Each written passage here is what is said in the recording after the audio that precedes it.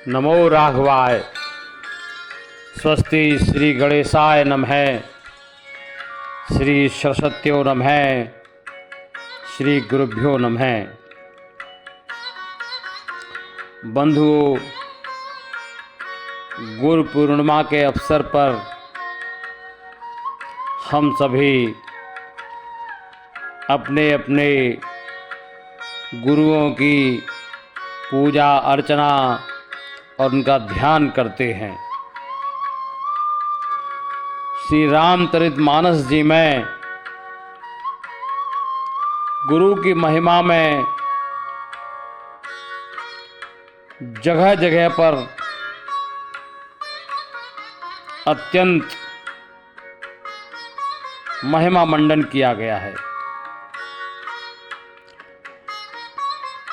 पूज्यपाद गोस्वामी तुलसीदास जी ने इस ग्रंथ के प्रारंभ में ही मंगलाचरण में ही गुरु का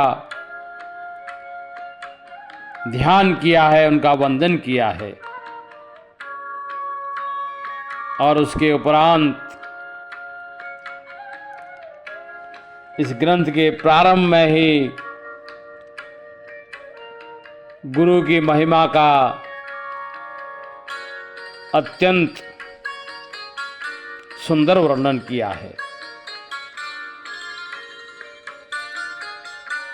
वंदे बोधमयं नित्यं गुरुं शंकर रूपिणं यमाश्रितो हि वक्रोपि चंद्रः सर्वत्र बंध्यते। गुरु क्या है? वंदे बोधमयं नित्यं गुरुं शंकर रूपिणं। गोस्वामी तुलसीदास जी कहते हैं, मैं ज्ञान के आश्रय बोधमयम, नित्यम माने अविनाशी, मैं ज्ञान के आश्रय और ज्ञान रूप अविनाशी गुरुम शंकर रूपम शिव स्वरूप गुरुदेव की नित्य वंदना करता हूँ।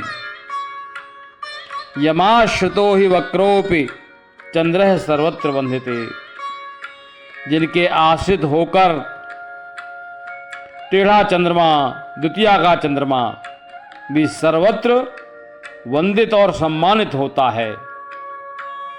अर्थात जैसे भगवान शिव के आश्रय होकर द्वितीया का टेढ़ा चंद्रमा सर्वत्र सम्मानित होता है, उसी प्रकार गुरुदेव की कृपा पाकर सभी गुणों से हीन कुटिल शिष्य भी सर्वत्र सम्मान पाता है। गोस्वामी तुलसीदास जी वंदौ गुरुपद कंज कृपा सिंधु नर रूप हरे महामोह तम पुंज जासु वचन रवि कर निकर। बंदौ गुरुपद कंज, मैं गुरुदेव के श्री चरण कमलों की वंदना करता हूँ। गुरुपद कंज, कंज कहते हैं कमल को। गुरुपद कंज कृपा सिंधु नर रूप हरि, जो कृपा के सागर हैं तथा मनुष्य के रूप में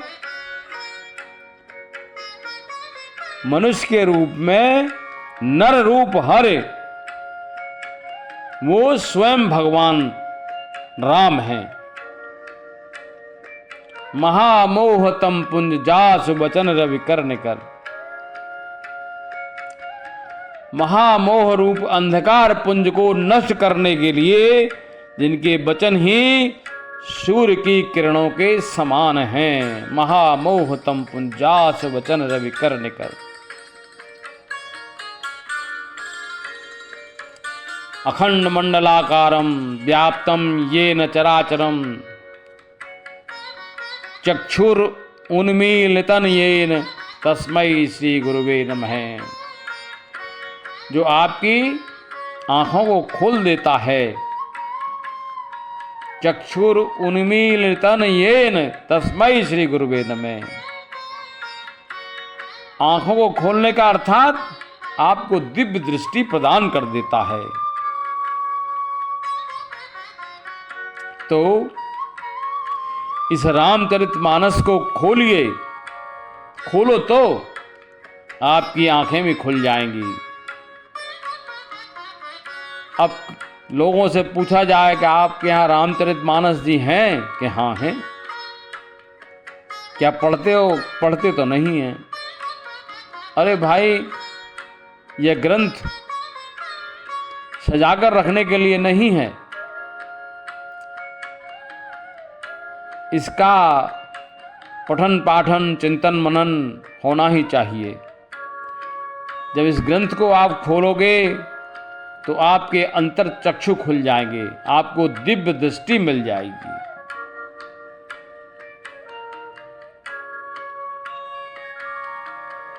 इस ग्रंथ में, जैसा कि मैंने अभी पूर्व में कहा, कि गुरु की महिमा का अत्यंत सुंदर वर्णन है।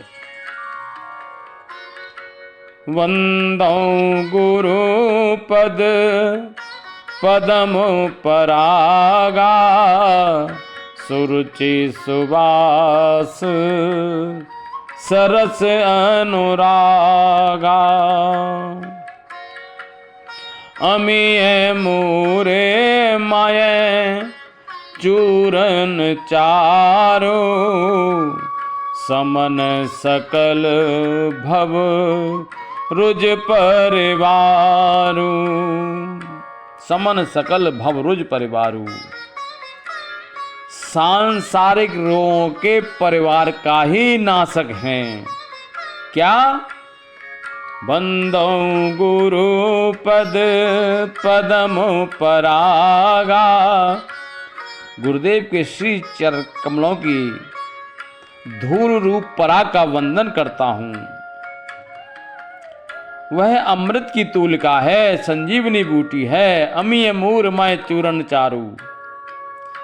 समन सकल भवरुज परिवारू, संसार के समस्त रोगों का नाश करने वाली है गुरु के चरण कमलों की धूल।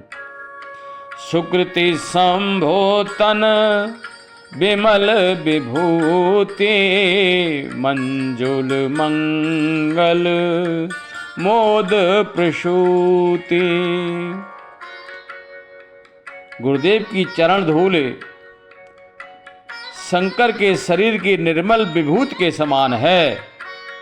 मंजुल मंगल मोद प्रसूति, जो मधुर मंगलों और प्रसन्नताओं को जन्म देने वाली है। प्रसूति, प्रसूति का अर्थ समझते हैं, जैसे महिला को प्रसूति होती है, बच्चे को जन्म देती हैं, तो गुरु की चरण धूली प्रसन्नताओं को जन्म देने वाली है। मोद प्रसूति। जन मन मंजो मुकुर मल हरने, किए तिलक गुण गण बस करने। श्री गुरु पद नख मन गण ज्योति, सुमिरत दिव्य दृष्टि ही होती। गुरु के चरण के नखरूप मणिगणों की ज्योति का स्मरण करता हूँ, जिसके स्मरण मात्र से हृदय में दिव्य दृष्टि उत्पन्न हो जाती है। श्री गुरु पद नख मन गण ज्योति, सुमिरत दिव्य दृष्टि ही होती। उस नख की ज्योति का स्मरण करते ही हृदय में दिव्य दृष्टि उत्पन्न हो जाती है। दिव्य दृष्टि ईश्वर का चिंतन मनन दर्शन तो दिव्य दृष्टि से ही हो सकता है। इन चर्म चक्षुओं से आप भगवान का दर्शन नहीं कर सकते। और दिव्य दृष्टि गुरुदेव की नख की मणगणों की ज्योति का स्मरण करने से उत्पन्न होती है। दलन मोह तम सो सुप्रकाश, बड़े भाग उर आवहि जासु। दलन मोह तम सो सुप्रकाशु, इसका सुंदर प्रकाश मोह रूप अंधकार को नष्ट कर देता है। बड़े भाग उर आवहि जासु, और वो सौभाग्यशाली है जिसके हृदय में श्री चरण कमलों की नखमणि की ज्योति आ जाती है। उघरहि बिमल बिलोचन ही के, मिटहि दोष दुख भव रजनी के। भव रजनी के, संसार रात्रि के दोष और दुख मिट जाते हैं और साधक के विमल ज्ञान वैराग्य रूप निर्मल नेत्र खुल जाते हैं। सूझै राम चरित मन मानिक, गुबुद प्रगट जह जो जहि खानिक। और भगवान श्री राम के चरित्र मणि और माणिक के रूप चरित्र जो विद्यमान हैं वो प्रकट हो जाते हैं ज्ञान और वैराग्य रूप हृदय के नेत्रों के खुलने से, अर्थात वो दृष्टिगोचर हो जाते हैं।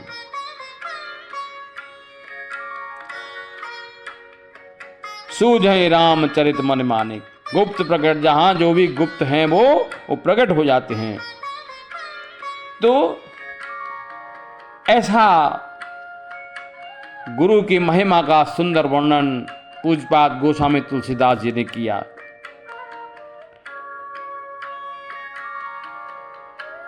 अज्ञान तिम्रान धनस्य ज्ञानांजन शलाकया, चक्षुर उन्मीलितन येन तस्मै श्री गुरुवे नमः।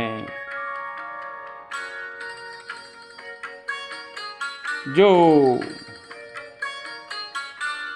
अज्ञान रूपी अंधकार है, अज्ञान तिम्रान धनस्य ज्ञानांजन शलाकया, गुरु क्या करते हैं? ज्ञान की शलाका से अपने शिष्य के नेत्र खोल देते हैं। चक्षुर उन्मीलितन येन तस्मै श्री गुरुवे नमः, जो नेत्रों को खोल देते हैं, ऐसे गुरु का मैं वंदन करता हूं। तो श्री रामचरितमानस में स्थान स्थान पर गुरु के महिमा का अत्यंत सुंदर वर्णन किया गया है। गोस्वामी तुलसीदास जी तो सार बात कह देते हैं, गुरु बिनु भव निधि तरई न कोई, जो बिरंच शंकर सम होई। भले ही कोई विरंच माने ब्रह्मा और शंकर के समान हो, लेकिन गुरु के बिना इस संसार सागर को नहीं तर सकता, नहीं तर सकता, नहीं तर सकता। गुरु बिनु भव निधि तरई न कोई, जो बिरंच शंकर सम होई। जिनके गुरु हैं बड़ी अच्छी बात है, और जिनके गुरु नहीं हैं वो हनुमान जी को गुरु माने। इस रामचरितमानस जी को अपना गुरु माने। इसमें ऐसे ऐसे सूत्र दिए गए हैं जो आपको संसार सागर से पार कर देंगे। देखिए गुरु तत्व क्या है। गुरु तत्व कोई अलग से तत्व नहीं है। इस सृष्टि में तीन ही तत्व हैं, एक परमात्मा, दूसरा जीवात्मा और तीसरा माया। जीवात्मा क्या है? माया के वशीभूत है। परवश जीव स्वबस भगवंता, जीव अनेक एक श्रीकंता। जीव क्या है? परवश है, अर्थात माया के वश में है, माया के वशीभूत है। और स्ववश भगवंता, और भगवान क्या है? स्वतंत्र हैं। जीव अनेक एक श्रीकंता, जीव तो अनेकों हैं, अनंत हैं, लेकिन भगवान एक ही हैं। तो गुरु का क्या महत्व है? गुरु की क्या भूमिका है? गुरु जो बीच में माया का पर्दा है उसे हटाने का प्रयास करता है और अपने शिष्य को ईश्वर से मिला देता है। जो अपने शिष्य को ईश्वर का साक्षात्कार करा दे वही सच्चे मायनों में गुरु है। इस समय, वर्तमान समय में, इस कलयुग में अनेकों लोग स्वयं को सुधाम सनाम धन्य जगत गुरु न जाने कैसी कैसी उपाधि से विभूषित किए हुए हैं और लोगों को दीक्षित कर रहे हैं। देखिए, गुरु जो है ब्रह्मनिष्ठ होना चाहिए। ऐरे गहरे नत्थु खैरे को गुरु नहीं बना लेना चाहिए। गोस्वामी तुलसीदास जी तो कहते हैं, इस वर्तमान समय में कलयुग में कैसे गुरु शिष्य होंगे? गुरु शिष्य बधिर अंध कर लेखा, एक न सुनई एक नहीं देखा। हरय शिष्य धन शोक न हरय, सो गुरु घोर नरक मह परय। हरय शिष्य धन शोक न हरय। जो गुरु शिष्य का धन तो हर रहा है, ले रहा है, लेकिन शोक को नहीं नष्ट कर पा रहा है, ऐसा गुरु घोर नरक में जाएगा। तो इस गुरु पूर्णिमा पे अपने अपने सद्गुरुओं का पूजन करें, अर्चन करें, और जिनके गुरु न हो इस रामचरितमानस जी को गुरु मान लें, हनुमान जी को गुरु मान लें, श्री राम को गुरु मान लें, भगवान कृष्ण को गुरु मान लें और उनके बताए हुए मार्गों पर चलने का प्रयास करें तो निश्चित रूप से उनको भी ईश्वर की प्राप्ति होगी। अस्तु, नमो राघवाय। धन्यवाद। फिर मिलेंगे।